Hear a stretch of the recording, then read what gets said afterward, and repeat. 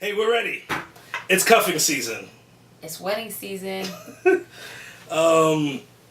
We wanted to kind of talk about, especially because, We've been invited to a lot of weddings this year. yes, we have been invited to a lot of weddings, and I'm just trying to think about how far we are from our wedding and how much we spent at our wedding. And how much people are spending now for Yeah. their wedding. So do you think people are spending too much on their weddings, or how much they're spending is just enough, right? Yeah. Like the one thing that I kind of just pulled up, it says there's 2.5 million weddings in the United States every year, Wow. That's a lot of weddings. and it's approximately $53 billion spent at weddings. Wow. So I was just like, all right. This is from a guy's perspective. I think a lot of times guys are like, Way really? too much money. Yeah, too much money. But I always say, like, if you got it, I mean, Spend it. if you got it like that, Just spend it. right? You can spend it. You don't have to spend it, but if you got it like that, you can spend it. But what about the people that say it's one day?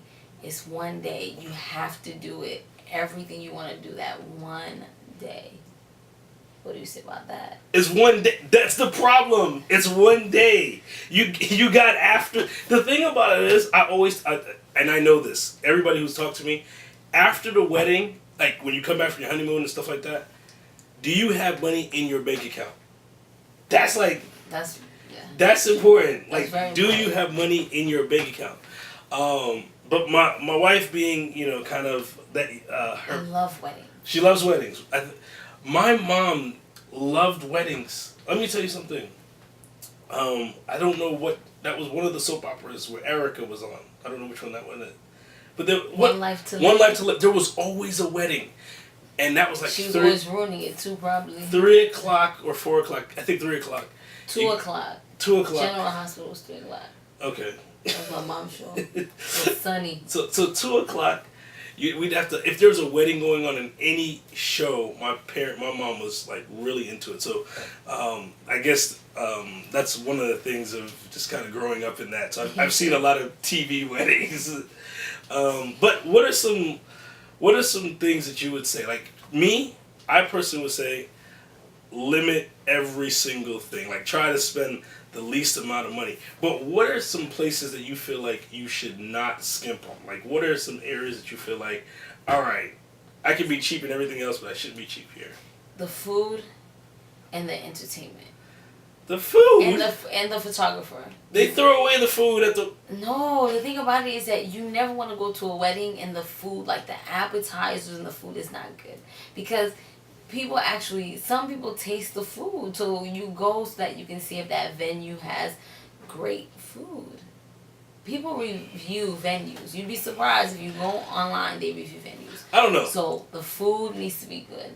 And the videographer and photographer need to be amazing. All right, so we've been to, I would say, it's mostly a lot of weddings. Haitian, A lot American of weddings, Haitian weddings. all types of nationalities. But I'm just trying to think, especially for our Haitian folks, sometimes when you spend all that money on food, culturally, If it's not our Haitian palates, food, like they're throwing it away. the palates of people who are from these type of countries are like, these flavors are not what American food. they're not what they're used to, so they end up just kind of just chucking it. So I think if you're someone who you're going to spend all this money on food, you need to know who your Audience who's is. going to consume it, like Yep. who's going to take in the food and what type of food they like. Don't necessarily get all the food that you like. What are some food that you know that they'll like? I think that might be. The photographer and videographer. Yeah, I ain't gonna bring up my story about photographers and videographers. That's 10 years now, so We gotta leave it behind us. yes, leave that behind us. But I do agree. I don't necessarily think that. I think what's key about the photographer and videographer is that they gotta have patience. Like they gotta be chill people. Like if they're not chill, like if there's someone who Is always rushing or who's rushing you, even like sometimes they don't let you know what the deal is when they're talking to you, but you can see when they work. Maybe you could do like some test shoots or whatever. See if they got patience with you, because if they don't have patience and they're stickler for time. and they're stickler for time, the day of the wedding they're gonna be someone who can ruin it. So I tell you right now, get a wedding photographer that's chill, right? That knows what they're Patience. doing, Yeah. but at the same time they have patience to really Work with you. work with you and enjoy the moment with you, Exactly. right? Not like just looking at, oh, this is just a gig, but they're enjoying the moment with you. And my thing is, so how do you choose who to invite to your wedding? People always have a problem with that. They always have trouble trying to figure out, who do I invite? All right. Do I invite my coworkers? Do I invite all the church? Do I invite all We, the we, people we I got met? we got a couple of weddings this year that we're going to. So this is advice for some of you guys out there. Oh my gosh, that's a tough one. That's a tough one. At our wedding, we had. No, don't bring that up. Don't bring that up. Oh, okay. Don't bring that up. We'll talk about that a different day. We had a lot of people at our wedding, but A lot of people. But how do you choose who to invite? I think some people, like, there's so many different rules about it. I just think that if you haven't spoken to the person In 6 months, in like 3 to 6 6 months, months. and you think after the wedding you won't speak to them, don't invite them. right? That's what I think. It's like it's like if there's huge gaps of time by the time you've spoken to them, and then you think afterwards you won't speak to them, and they're not family. Don't invite them. Each person is a lot of money. Exactly. So I would say I think that's one of the rules. Like, if you feel like it's been like 2 years, you've never spoke to the person, and then after the wedding you don't think you'll speak to the person, I think that's one way. What do you think? Don't invite them.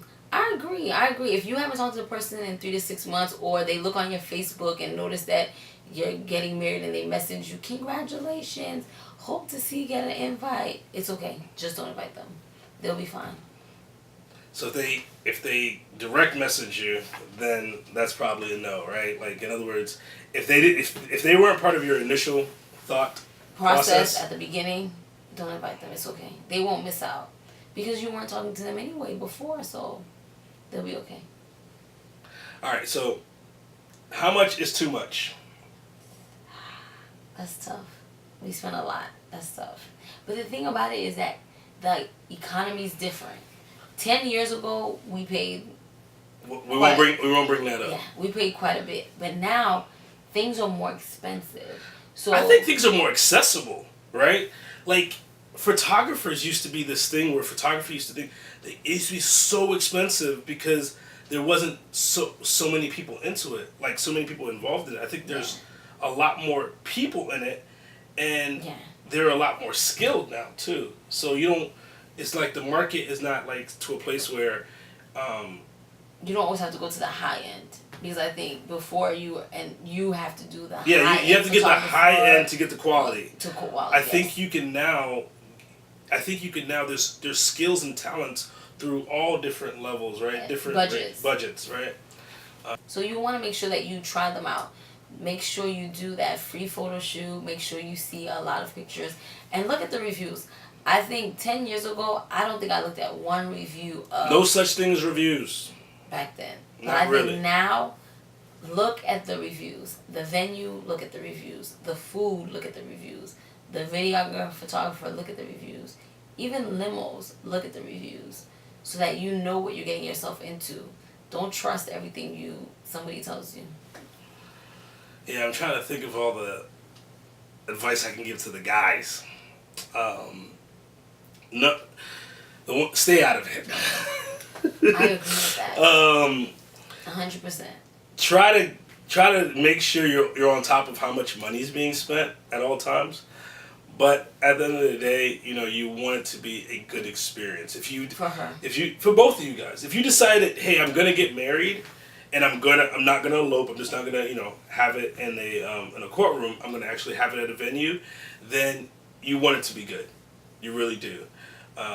So I do think you need to be a stickler for how much everything is costing, and how much money is being spent.